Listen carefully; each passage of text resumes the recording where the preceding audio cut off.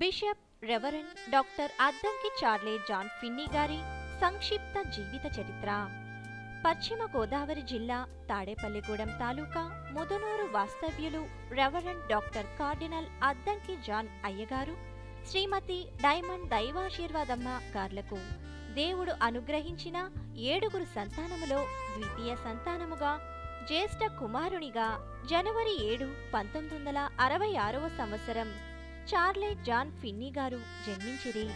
బాల్యంలోనే తల్లిదండ్రుల చేత దైవ సేవకునిగా సమర్పించబడిరి. బాల్యము నుండి విద్యయందు శ్రద్ధ కలవారై ఉండేవారు. 1వ తరగతి నుండి 5వ తరగతి వరకు స్వగ్రామమైన ముదునూరులోను, 6వ తరగతి నుండి 10వ తరగతి వరకు వీరి అమ్మమ్మ గారి గ్రామమైన సకినేటిపల్లిలోని లూథరన్ హైస్కూలులోనూ విద్యనభ్యసించిరి. ఇంటర్మీడియట్ విద్య పెంటపాడు గ్రామంలోని జిఆర్ గోయింకా కళాశాలలోను, బిఏ విద్యను నిర్దవోలు ఎస్వీఆర్కే కళాశాలలో చదివిరి. పిదప ఎంఏ పాలిటిక్స్లో పట్టభద్రులైరి. మరియు బైబిలు వేదాంత విద్యను అభ్యసించి అనేక ఘనమైన బోధలు బోధించిరి. విశాఖ జిల్లా గోపాలపట్టణం వాస్తవ్యులు పీతల ఇమ్మానుయేలు మేరీ విక్టోరియమ్మ గార్ల ఏకైక కుమార్తె సుహాసిని గారు దేవుని సంకల్ప ప్రకారము పెద్దల నిర్ణయమును బట్టి ఏప్రిల్ 12వ తేదీ 1989 సంవత్సరంలో ముదునూరు గ్రామములో పరిశుద్ధ వివాహము ద్వారా జతపరచబడిరి. దైవ చిత్తానుసారముగా కుటుంబ జీవితములోనికి ప్రవేశించిన ఈ దంపతులు దేవుని యందు భయభక్తులు కలిగి వ్యాఖ్యానుసారముగాను బైబిలునందున్న దైవ భక్తులను పోలి జీవిస్తూ సంఘాలను ఆత్మీయముగా నడిపించుచుండగా దేవుడు వీరిని ప్రేమించి 3 సంతానమును అనుగ్రహించిరి. ప్రథమ కుమార్తెగా డైమండ్ ప్రిస్కిల్లా, జ్యేష్ఠ కుమారునిగా జాన్ పాల్, ద్వితీయ కుమారునిగా జాన్ పీటర్ను గృహస్థ జీవితములో అనుగ్రహించిరి. దేవుడు అనుగ్రహించిన ఈ 3 బిడ్డలను జాన్ ఫిన్నీ అయ్యగారు దేవుని సేవకు సమర్పించి దేవుని యందలి భయభక్తులతో పెంచి విద్యాభ్యాస కాలము నుండి దేవుని సేవలో బలముగా వాడబడవలనని హెచ్చరించి ప్రోత్సహించిరి.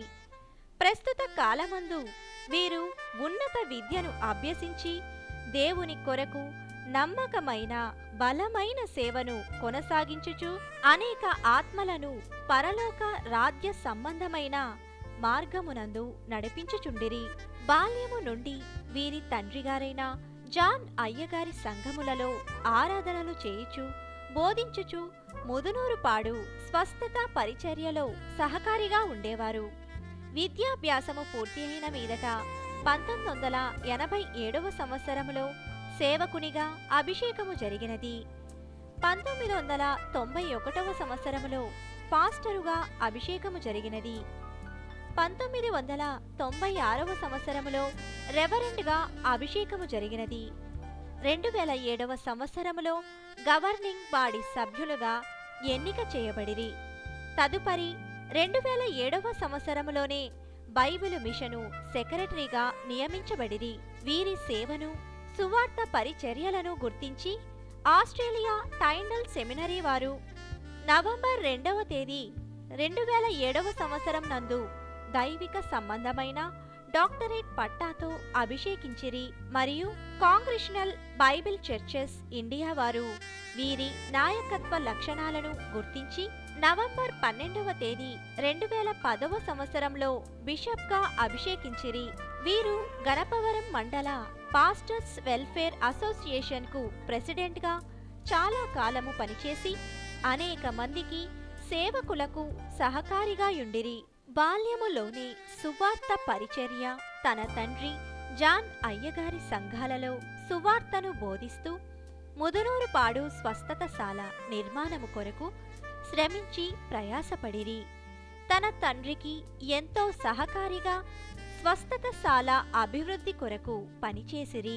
వీరి తండ్రిగారి ద్వారా బహుమానముగా ఇవ్వబడిన సంఘములు భీమవరం, పెదనిండ్రకొలను, ఉప్పులూరు, చానమిల్లి, అడవికొలను గ్రామాలలోని సంఘములను అభివృద్ధి చేయుచు గణపవరం, సరిపల్లి, కోలమూరు, ఉండి, గరగపర్రు, భువనపల్లి, గణపవరం న్యూ కాలనీ, మందలపర్రు, నిడమర్రు, గోపవరం సంఘాలను స్థాపన చేసి మందిర నిర్మాణములు గావించి ఘనమైన పరిచర్యను సాగించిరి. బైబిలు మిషను వ్యవస్థాపకులు ఫాదర్ ఎం దేవదాసు అయ్యగారు బోధించిన ప్రముఖ బోధ రక్షణ మహాసంకల్పన 7 లోకముల బోధ వీరు ప్రియముగా ఎంచి అధికముగా బోధించెడివారు. అలాగే యేసుక్రీస్తు జన్మస్థలమైన జెరూషలేము పవిత్ర భూమిని దర్శించి తరించినారు. అనేక రాష్ట్రాల్లో పనిచేసిన గొప్ప సువార్తికులు. వీరి తండ్రిగారి ద్వారా స్థాపన చేయబడి నిర్వహించబడుచున్న ముదునూరుపాడు స్వస్థతశాలలో ప్రతి శనివారం పనిచేయుచు మరియు భీమవరం స్వస్థతశాల పరిచర్యను వీరి తండ్రిగారు జాన్ ఫిన్నీ గారికి అప్పగించగా ప్రతి బుధవారం ఈ స్వస్థతశాల పనిని కొనసాగించిరి. దేవుడు వీరికిచ్చిన ప్రేరణను బట్టి గణపవరం పట్టణములో ప్రతి శుక్రవారం స్వస్థత పరిచర్యను ఆరంభించి జరిగించుచు అనేక మందికి శరీర ఆత్మీయ స్వస్థతల కొరకు రాకడకు సిద్ధపరుచుటకు ప్రయాసపడిరి. దేవుడు వీరికి స్వస్థత వరమును దయచేసిరి మరియు దేవుడు వీరికి కనబడి మాట్లాడు అనుభవమును కలిగియున్నారు.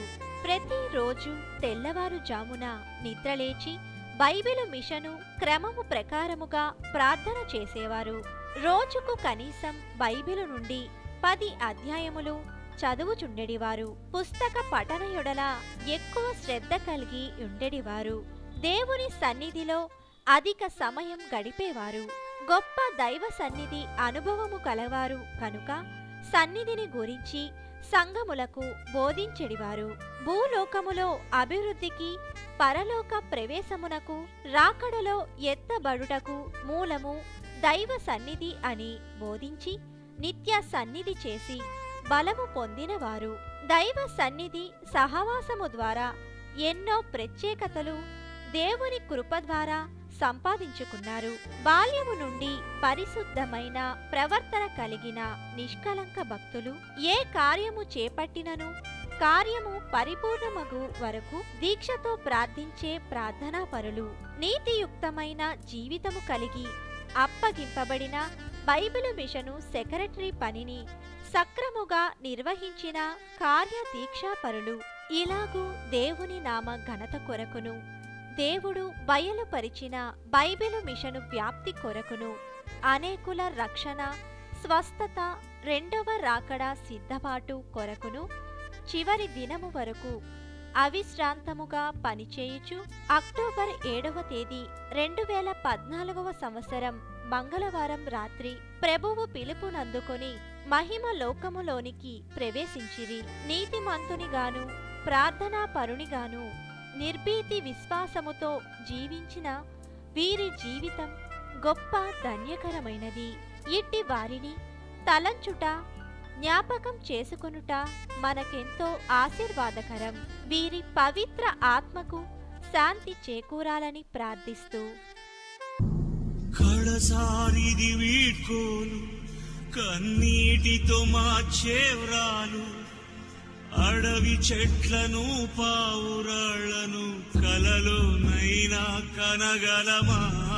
ఆశలు సమాధి చేస్తూ బంధాలను బలి చేస్తూ ప్రాణాలే విడిచి సాగే పయనమిది.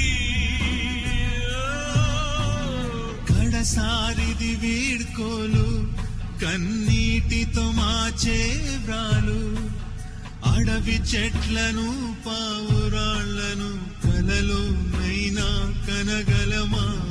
ఆశలు సమాధి చేస్తూ బంధాలను బలి చేస్తూ ప్రాణాలే విడిచి సాగే పయనమిది. తల్లి నేలని పల్లె సీమని విడతరమా తరమా? తల్లి నేలని పల్లె సీమని విడతరమా తరమా? ఉన్న ఊరిలో ఉన్న సౌఖ్యము స్వర్గమివ్వగలదా కలదా? జననానికి ఇది మా దేశం, మరణానికి మరి ఏ దేశం? జననానికి ఇది మా దేశం, మరణానికి మరి ఏ దేశం? కదిలే నదులారా, కలలే అలలౌనా, జననీ జన్మభూమి స్వర్గాదపి కనీయసి, కన్నీటి తెరలలో తల్లి నేలని కడసారి మేము కనలేక కదిలిపోయేము. కడసారిది వీడ్కోలు, కన్నీటితో మా చేవ్రాలు, అడవి చెట్లను పావురాళ్లను కలలోనైనా కనగలమా?